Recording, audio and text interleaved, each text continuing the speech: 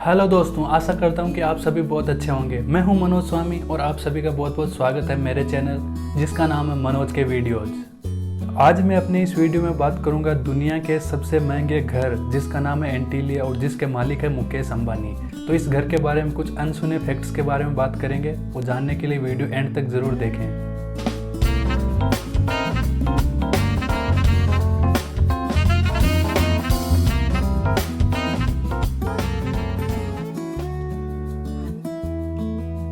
इस घर को बनाने का कॉन्ट्रैक्ट अमेरिका की एक कंस्ट्रक्शन कंपनी AIMIC को दिया गया था। और दोस्तों, आपको ये जानकर हैरानी होगी कि इस घर को बनाने की कीमत लगभग $2 बिलियन यानी कि लगभग 15,000 करोड़ रुपए लागत है इसकी। हमें तो ये भी नहीं पता 15,000 करोड़ में कितने जीरो होते हैं। यह घर 2010 में बनकर तैयार हो गया था, लेकिन मुकेश अंबानी और उसकी फैमिली ने इसमें शिफ्ट होने के लिए 2 साल वेट किया, क्योंकि वास्तुशास्त्र के एक पंडित ने कहा था कि यह घर मुकेश अंबानी के लिए अशुभ होगा। इससे एक बात तो सिद्ध होती है कि इंडिया का सबसे अमीर आदमी भी वास्तुशास्त्र में बिलीव करता है। इस घर में कुल 27 फ्लोर है और कुछ फ्लोर ऐसे भी है जिनकी हाइट 2 फ्लोर के बराबर है। तो कुल मिलाकर इस घर की हाइट लगभग 570 फीट है, यानी कि एक 40 फ्लोर वाले घर के बराबर है इसकी हाइट। और मैं आपको बता दूं कि इस घर को इस तरह से डिज़ाइन किया गया है कि अगर फ्यूचर में भूकंप भी आए तो भी ये घर सुरक्षित रह सकता है। यानी कि भूकंप में सब गिर जाएगा लेकिन ये घर खड़ा रहेगा। मज़ेदार बात यह है कि इस घर में रहने वाले सिर्फ 5 मेंबर हैं, मुकेश अंबानी, नीता अंबानी और उनके 3 चिल्ड्रेन। लेकिन इस घर में काम करने वाले सर्वेंट्स की संख्या 600 है, जो 24/7 इस घर में को मेंटेन रखते हैं। और इन सर्वेंट्स के रहने के लिए अलग से कमरे बनाए गए हैं और ये कमरे किसी 5 स्टार होटल के कमरों से कम नहीं है। यानी कि एंटीलिया के सर्वेंट्स भी लग्जरी कमरों में रहते हैं। इस विशाल और आलीशान घर में नीचे के 6 फ्लोर सिर्फ पार्किंग के लिए बनाए गए हैं। इस पार्किंग एरिया में 160 कारें खड़ी रहती है, जो मुकेश अंबानी और उनके फैमिली मेंबर की है। मुकेश अंबानी और उनकी फैमिली सबसे ऊपर वाले फ्लोर यानी कि टॉप फ्लोर पर रहते हैं, क्योंकि नीता अंबानी ने अपने एक इंटरव्यू में बताया था कि उन्हें सनलाइट बहुत अच्छी लगती है। आकाश अंबानी और अनंत अंबानी, जो कि मुकेश अंबानी के बेटे हैं, वो जब भी अपने कमरे में जाते हैं वो अपना कमरा खुद क्लीन रखते हैं। और मैं बता दूं कि उनके घर में 600 सर्वेंट्स काम करते हैं, फिर भी वो अपना कमरा खुद क्लीन करते हैं। बेटा, कितना भी अमीर हो जाओ, अपना कमरा तो खुद ही साफ करना पड़ेगा। इस घर में कुल 9 एलिवेटर्स है, जिनमें से कुछ सर्वेंट्स और रिलेटिव्स के लिए है, बाकी की मुकेश अंबानी और उनकी फैमिली के लिए है। मतलब सोशल डिस्टेंसिंग हो तो ऐसी।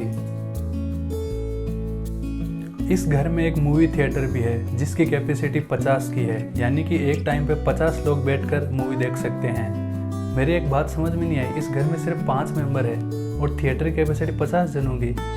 शायद सर्वेंट्स देखते होंगे अपने खाली टाइम में मूवीज। इस घर की कुछ और विशेषताओं की बात करें तो इस घर के टेरिस पे 3 हेलीपैड भी बने हैं और इस घर में एक मंदिर भी है जिसमें अंबानी फैमिली रेगुलरली पूजा करती है। और इस घर में एक स्पा भी है। इस घर के टेरिस पे एक गार्डन भी बना हुआ है। इस घर की एक मज़ेदार बात यह है कि मुकेश अंबानी ने इस घर में एक बर्फ़ का कमरा भी बनवा रखा है, यानी कि स्नोफॉल रूम।